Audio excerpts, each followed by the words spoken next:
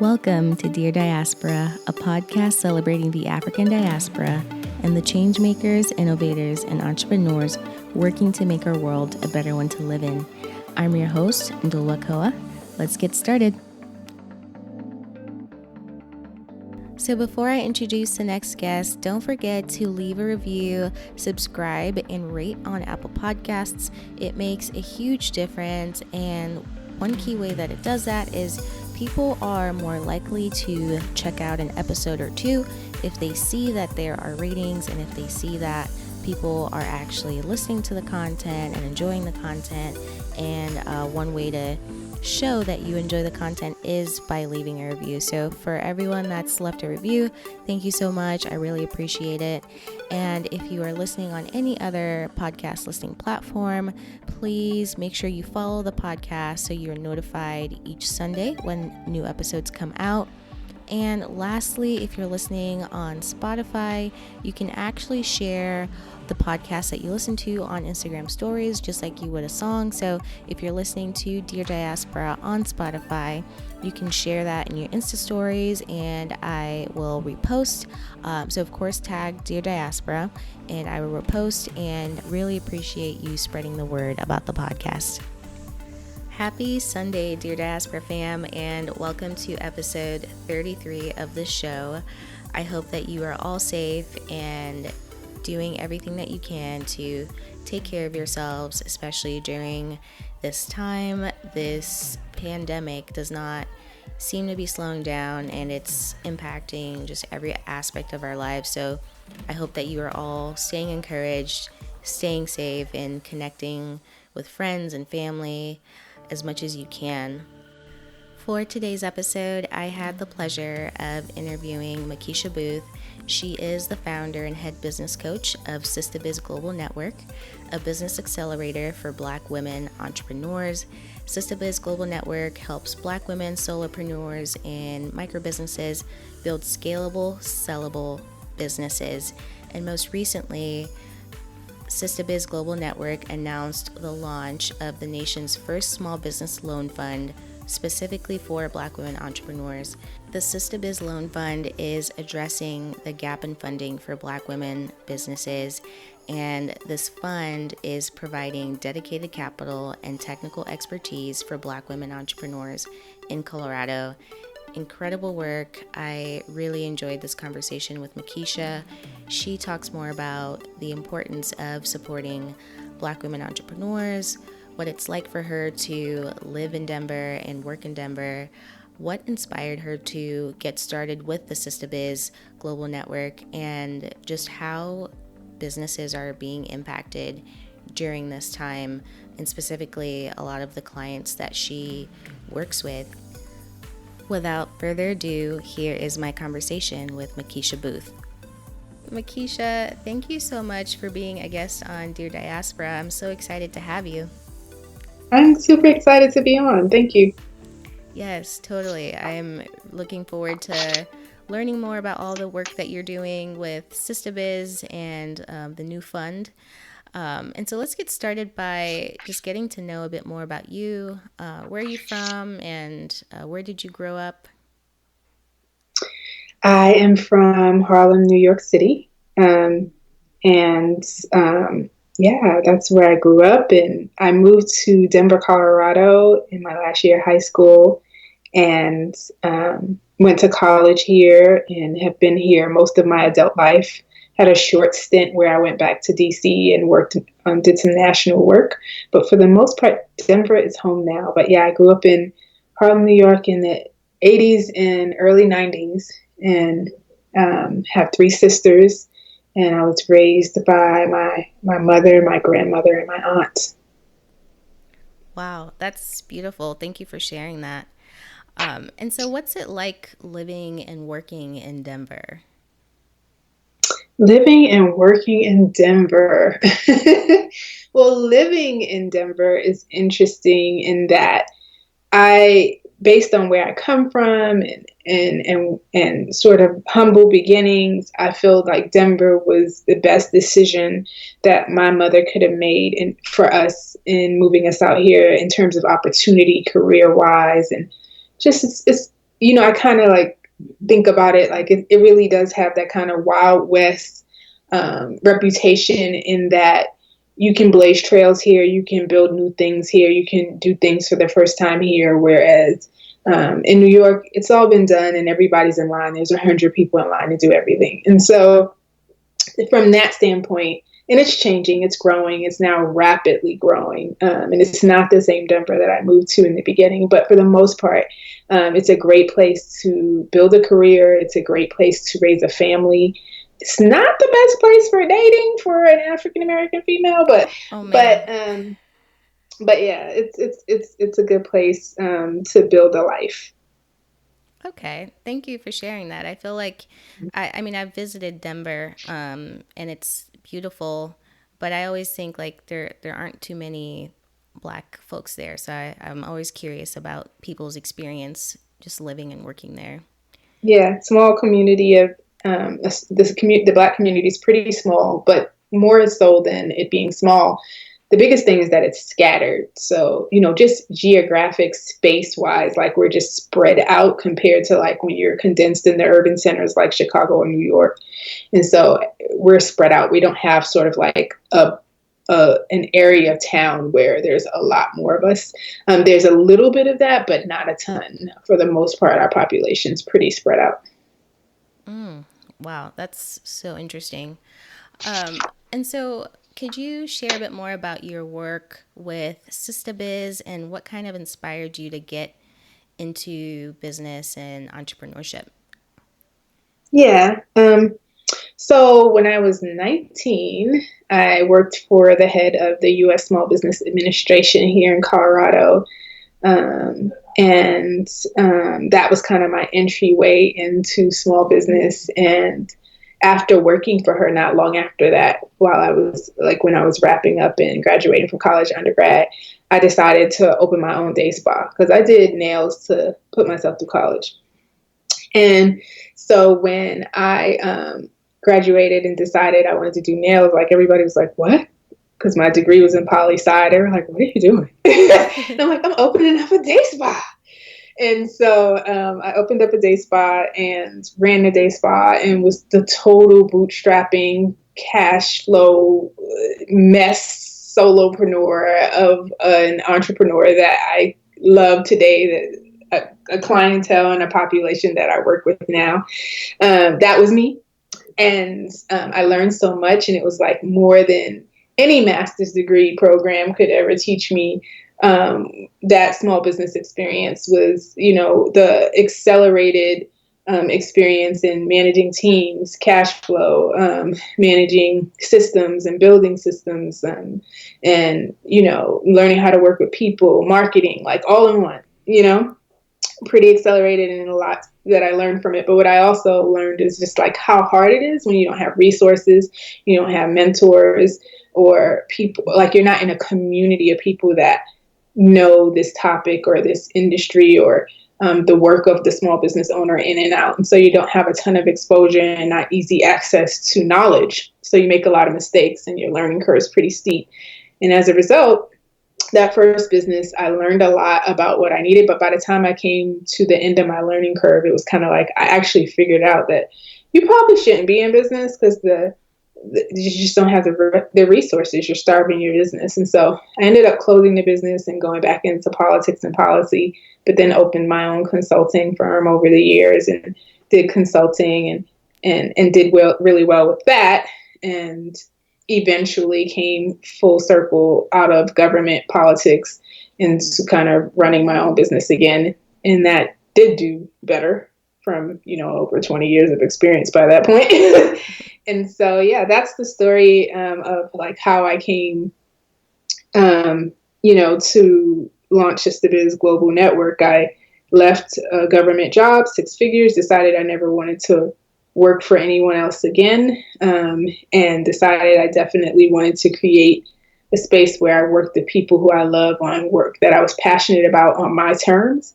And I didn't really think it was going to be working with Black women entrepreneurs exclusively to begin with, but I started getting a lot of calls from Black women entrepreneurs saying, "I'm leaving my corporate job too. I feel that I've gone through trauma from being in the workplace as well. Can you help me start my business? Or a lot of women who said, I left already for the same reasons, but I have this short runway. I've used up my retirement and I'm not getting the results I want. Can you help me? And so I just started, Sistahbiz, and it grew into more than just me coaching and helping women. It grew into them coaching, peer consulting, and helping each other, and turning into a community and building out all kinds of programs and becoming a nonprofit and becoming this big, beautiful sisterhood. Wow, that's amazing. So after doing a little research, I saw that Denver has been ranked as a good place for women to do business, but that may not necessarily be the case for Black women business owners. Could you share a bit more about that and what some of the barriers are for Black women entrepreneurs in Denver specifically? Yeah, so first and foremost, it is supposed to be one of the top 10 best metro areas for women to start a business, but not for Black women. And there's a huge gap between earning and revenues and outcomes for Black women versus white women nationally and in Denver as well. And so first I do want to note that, that's something that's beyond Denver and I want to approach it from a beyond Denver standpoint, simply because our members are across the country, not just in Denver, and they're experiencing these same issues. I found it actually quite interesting that when I started to spread beyond Denver and push my sales funnel beyond Denver, I started getting calls from women all across the country, everywhere. I even thought that I wouldn't get any interest on the East Coast or in the South, because I figured it's saturated with Black women coaches and consultants and that sort of thing. And so I didn't even think I'd get any attention, but I guess there's enough demand there, because I certainly went from somewhere around 600 site visitors a month to 4,000 once I launched a sales funnel and kind of put it out there that I was doing this work. And so I was like, wow, this is really interesting. And so I did 151 free coaching calls last year, and many of them were from out of state. And all of the stories were the same as the women here in Denver, that, we really, I think we face as Black women. So we recently watched, I don't know if you saw the movie Self-Made. Yes, I just finished it last week. Yeah, it was really good. And Yes. then did you see The Banker? The Banker? No. So that's a new one too, with Nia Long and Samuel L. Jackson. But both movies we did watch parties on for Sistahbiz. And the reason why I raised those two movies as a point in relation to Black women and what are systemic barriers that we face is because both movies do this really outstanding job of pointing out a few things. One, that as Black women, we have to manage the impact of racism. We have to manage the impact of colorism, of sexism, of lack of access to banks, and lack of access to investors and capital. And this is all while we're trying to do what your average entrepreneur is trying to do. Your average entrepreneur is struggling and trying to find themselves and build their capacity and build a business and crack the code on profitability. And then we have all those layers on top of it. And that journey is not just about figuring things out. It's about managing the trauma that comes with it, because we're often grossly underfunded. We're disrespected on a regular. We're often overlooked or overworked or underestimated. And so you're trying to manage your own emotional health and wellness while and the traumas that come with being a Black woman in America as you build your business. And so it impacts the way you sell and the confidence you have in what you're building and the way you show up. And so you have to really have a space where you feel safe enough to process that so that it doesn't stand in the way of you becoming a successful business owner. Wow. And at this point, how large is the network? Yes. So we have, in our Facebook group, we have about 2,000 people. But in our email list is similar, 3K. And we didn't have membership programs until recently, because I didn't want to build one out because it's a lot of work. And so when we looked at the trends at the end of in the fourth quarter last year, the website contact forms and all the inquiries that were coming in from people, a lot of women were saying, how do I join? How do I join? And I didn't have a membership. So I was just kind of like, you're in. And so finally we're like, okay, it's time. There's enough people asking, how do I join, that you could like start to build a membership, because there's a lot that goes into it. And so we're kind of still in like the pilot form of our membership. And so right now we have 50 paid members, and each month they get like monthly master classes. We get what's called the Black Girl Therapy session each month, where we talk with the therapist about issues that are related to racism, like gaslighting or invisibility or invisible labor or microaggressions, and how you manage that in business meetings and business settings. And then we also give away tools and templates that they can use to build out specific pieces of the business each month. So like this month we're doing build your new client kit. And so the masterclass is all about helping them build out an onboarding process for their customers. And it comes with the Trello board and the tools and stuff. And so they get all of that for like $20 a month. And that was the goal. Like I wanted to create an affordable, access to coaching and development, because I remembered being the small business owner, the day spa person, entrepreneur who didn't have access to those things. And I could barely, make my overhead and pay for marketing and do the things I needed to do, much less invest in business coaching. And I felt it was a luxury until I actually hired a business coach. And then I realized she changed the game for me. Like she really did. Like if I didn't get a business coach when I was a struggling business, I probably never would have found the joy of becoming one, but it's transformative. And so I wanted our women to have access to it. And I knew that a lot of women are solopreneurs and they're bootstrapping and they don't have the capital to pay market rates for it. And so Sistahbiz is the nonprofit that is all about making that accessible. And when women reach out to you, is there a top business concern or issue that they usually share with you? Like, is there like a common, like, okay, it's usually capital, or is it like a mix? So I think there's a difference between what the problem they come to me expressing and the problem that they have, or the root cause. So I think often they don't realize what the root causes are, but they do know they have a problem, because in business it's kind of easy. If you're not making money, you got a problem. So usually they're not making money. I do have some clients that are doing really well money and revenue wise, and it's more like, I'm making money, but things are such a hot mess around here that it's no fun to do this. And so how can you help me and my team get organized? But that's less of the population of people that I tend to attract and target. And so, yeah, I think when they come to me, they're concerned because they don't have clients or revenue, and they're not reaching their revenue goals, and they have a short runway, meaning, and I talk about this a lot, the short runway. And what I mean by that is, if you compare a Black business owner, Black female business owner, to a white woman business owner, and you think about the barriers that we face, the timeline in which they have everything they need to build a successful business is different than our timeline, because they get the resources before we do. And so they may access the investor, they may access the knowledge, they may access the mentors, they may access the social capital well before us. It could take us years, or we may never get access to it, whereas they get access to the bank loans and the investors and the things they need much quicker than we do. And so then they're off building their business, and they have, and by the time we get the same level of access, if we ever get it, we usually don't, we get a fraction of it, then we have this short amount of time in which the business has to produce results with less money.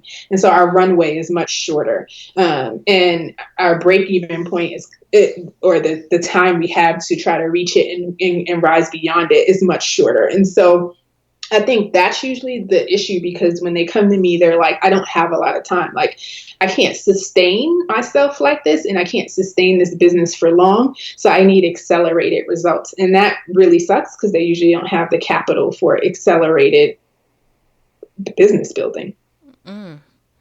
Wow. Thank you for breaking that down. And so could you share a bit more about the Sistahbiz Loan Fund and like who can apply for it, and yeah, just a bit more about the fund.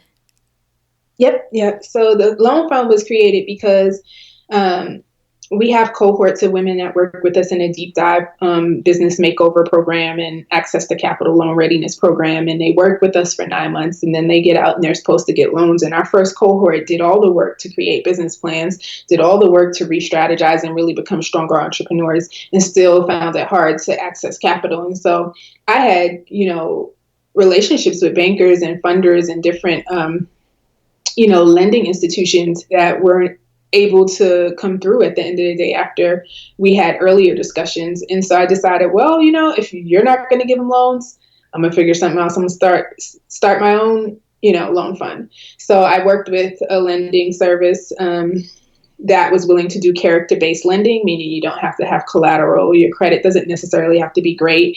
And that those things wouldn't be like the sole thing standing in the way of you getting the loan, and be able to give up to $50,000 loans, because I also felt like what I saw was a lot of women getting baby loans at high interest rates. You run out of that money really quickly. You really need it more because, again, your runway requires that you produce these results really fast. Like you've got a much shorter time where you have to produce a certain amount of revenue where the business is sustainable and you can pay the loan back. That's usually not happening because that loan amount was way too small.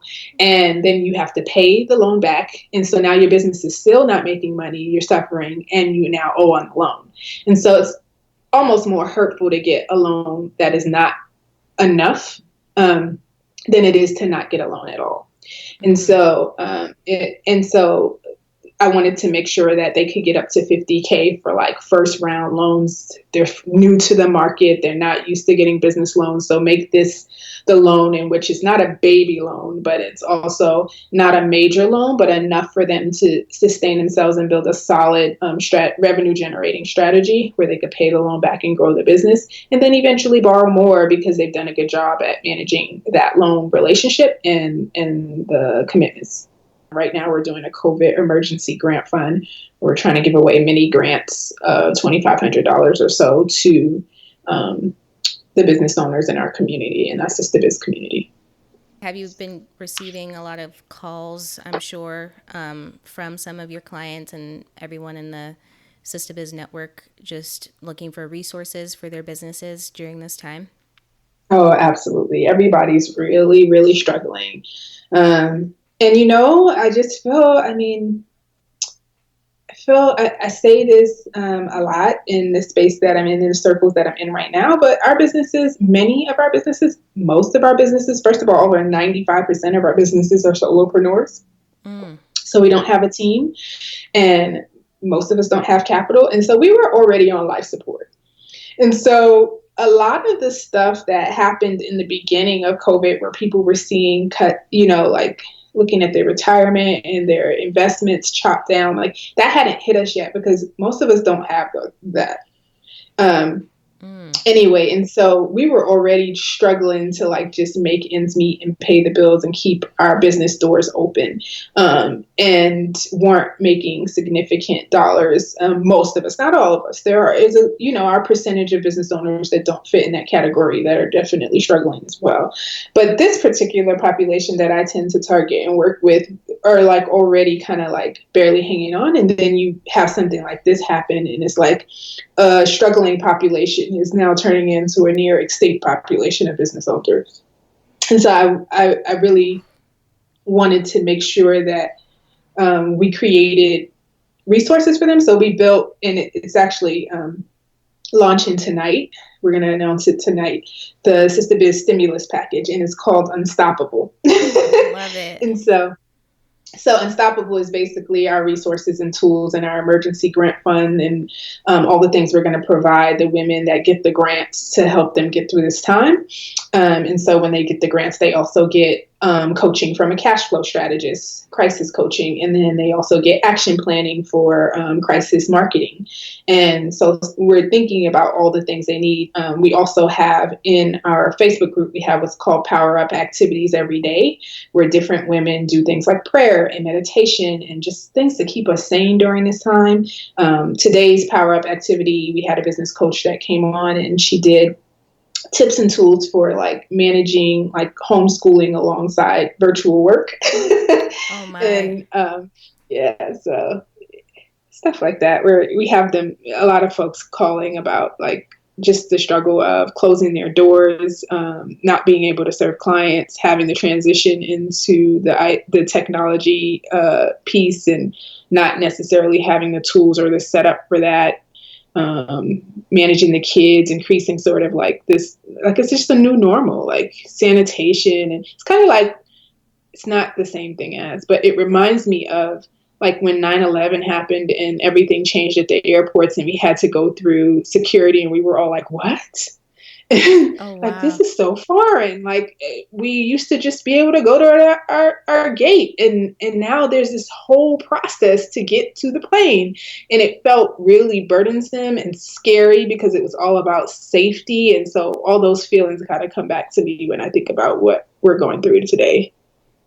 And who can apply for the Sistahbiz Loan Fund? Like, do you have to be a member?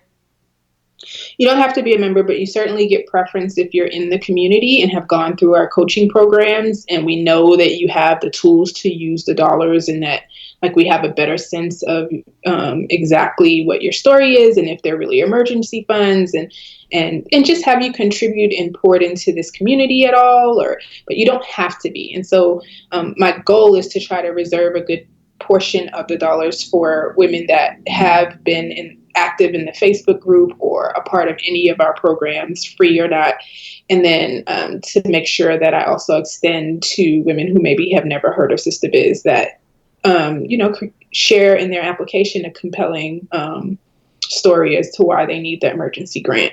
Super low, it's like a low barrier to entry, so it's not a complex application. And I'm doing that on purpose because there's a lot of relief funding out there right now, and it's all confusing and sometimes a little bit burdensome for some of our entrepreneurs to be able to produce the paperwork or the financials on. And so we're not doing that. Man, yeah, because I've been seeing a lot about like the SBA, the Small Business Administration Yeah. loans. I haven't clicked on any of them, but I've seen a lot of people like retweet.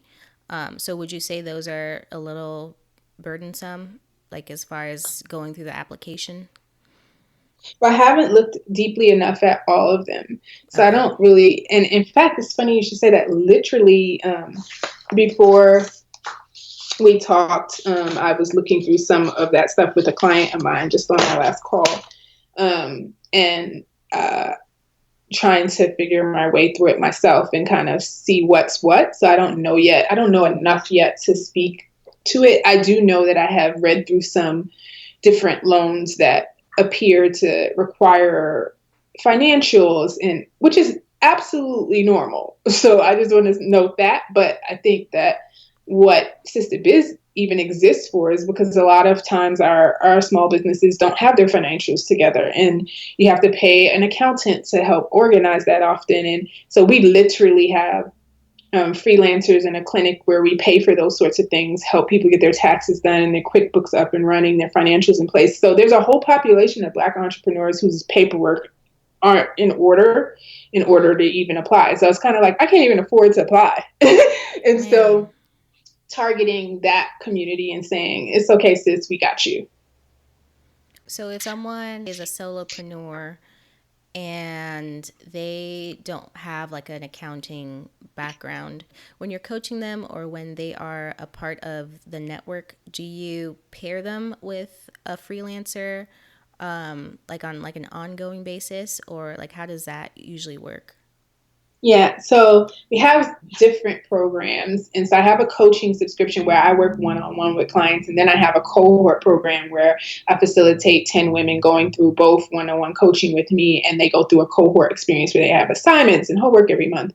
And with the cohort, it's actually designed to couple one-on-one coaching with group cohort work with freelancers and technical assistance from and done for you services. So while they're getting coaching from me, they're also getting support from an accountant who's helping them get up and running in QuickBooks or whatever their system is they're going to use. They're also getting help from like a systems or process guru who can help them get their customer relationship management system up and running. They're also getting help from someone who's maybe redoing their website or brand. We've done a ton of websites and brands for folks.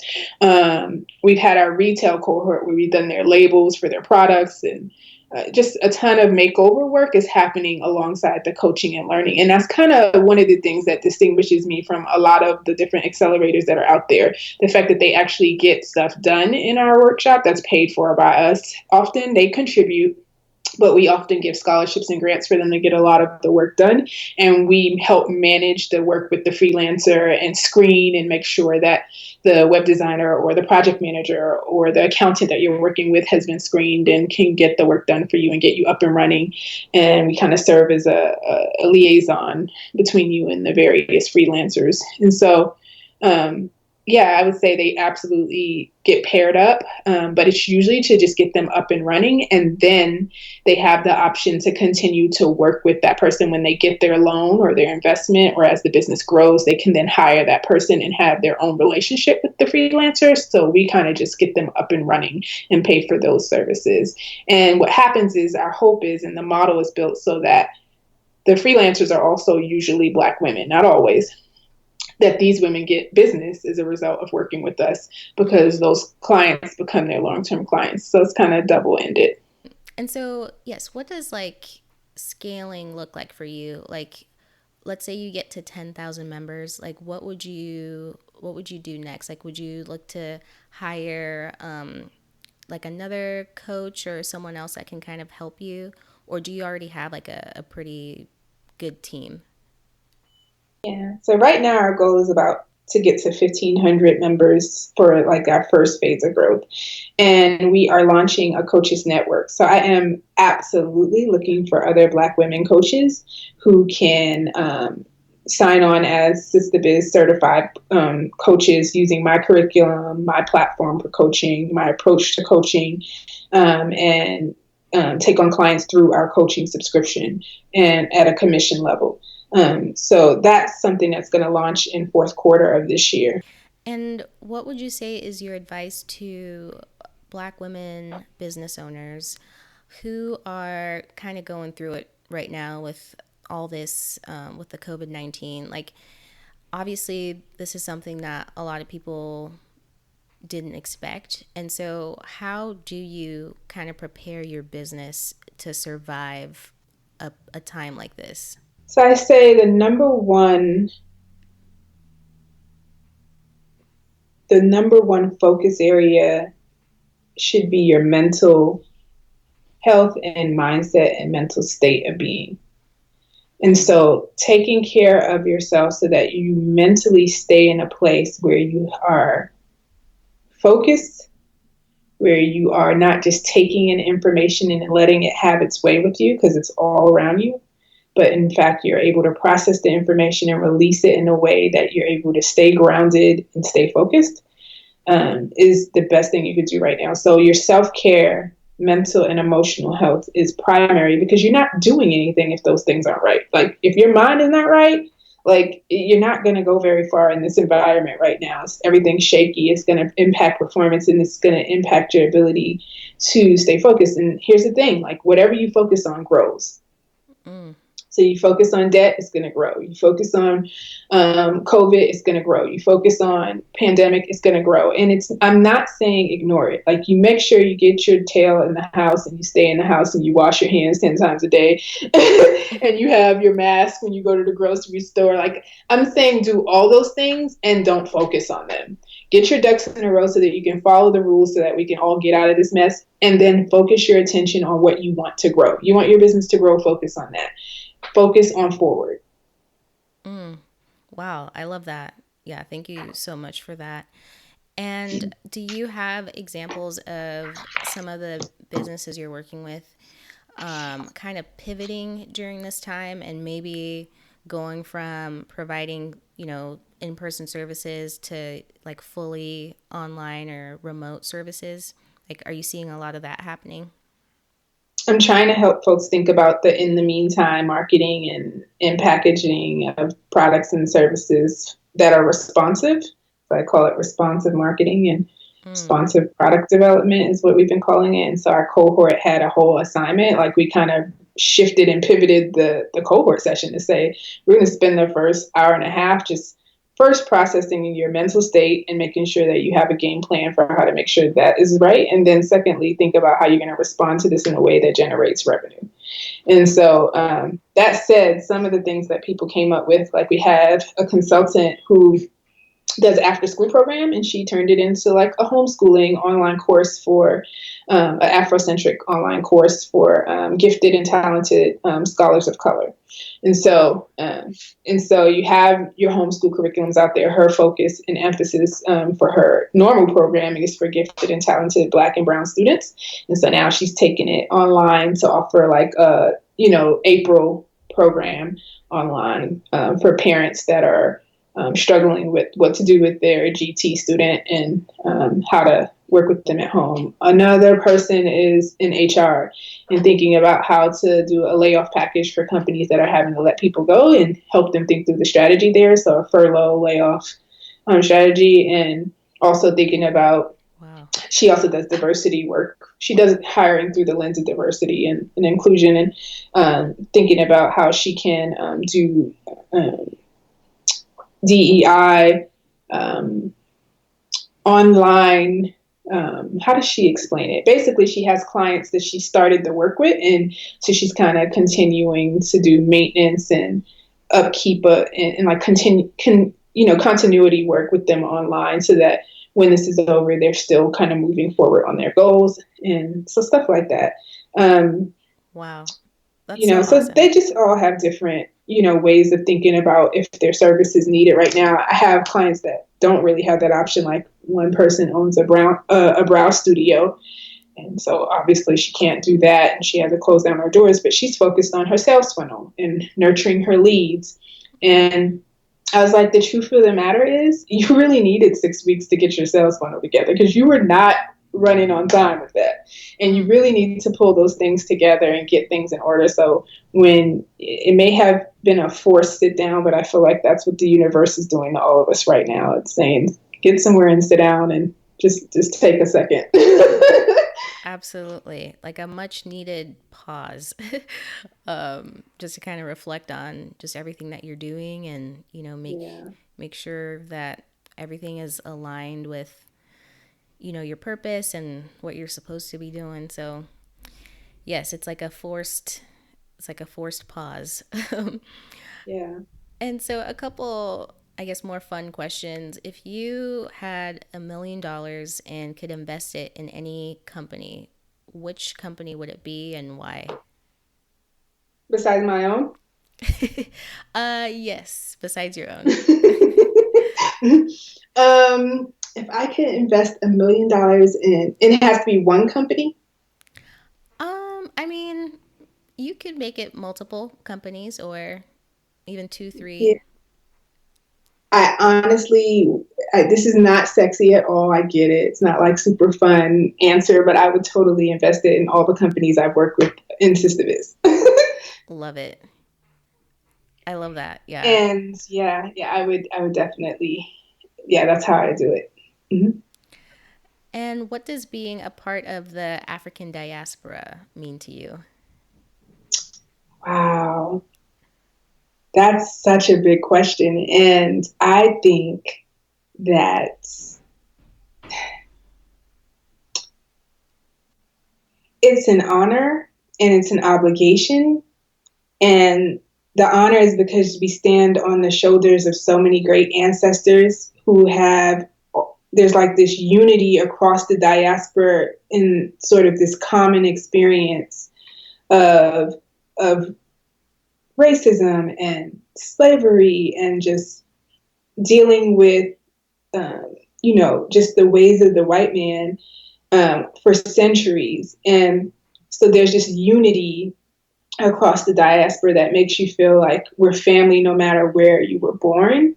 And then there's also like this tribal aspect where there's this, proud, sort of legacy you carry for your particular lineage. And you have this obligation to continue the work of your lineage's contribution to the diaspora. And that's an honor. And it's also a responsibility. And you're not only responsible for living up to that, but passing it on. And it's just, I just think it's beautiful. Wow, that was beautifully said. Thank you so much for that. Thank you so much for being a guest. I really enjoyed this conversation.